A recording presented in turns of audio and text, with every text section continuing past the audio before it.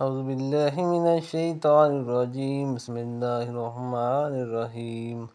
حدیث مبارکہ، نبی کریم صلی اللہ علیہ وسلم رمضان کے دوسرے عشرے میں اعتکاف کیا کرتے تھے۔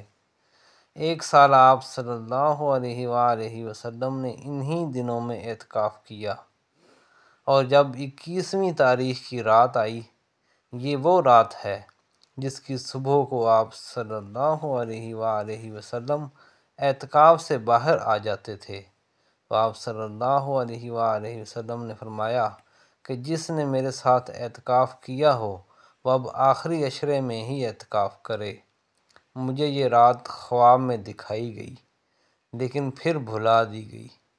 میں نے یہ بھی دیکھا کہ اس کی صبح کو میں کیچڑ میں سجدہ کر رہا ہوں، اس لیے تم لوگ اسے آخری عشرے کی ہر طاق رات میں تلاش کرو، یعنی کہ 21ویں رمضان مبارک کو، 23، 25، 27 اور 29 کو ہر طاق رات میں تلاش کرو۔ چنانچہ اسی رات بارش ہوئی۔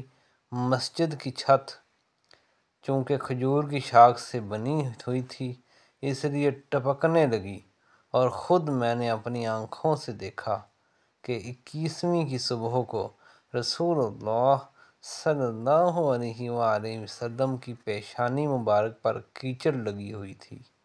سبحان اللہ۔ صحیح بخاری، حدیث نمبر 2027۔ کتاب اعتکاف کے مسائل کا بیان۔ اللہ اس کے چہرے کو روشن رکھے جو حدیث کو سن کے اس کو آگے سینڈ کرے۔ المسلم و اخو المسلم، مسلمان مسلمان کا بھائی ہے۔ سبحان اللہ۔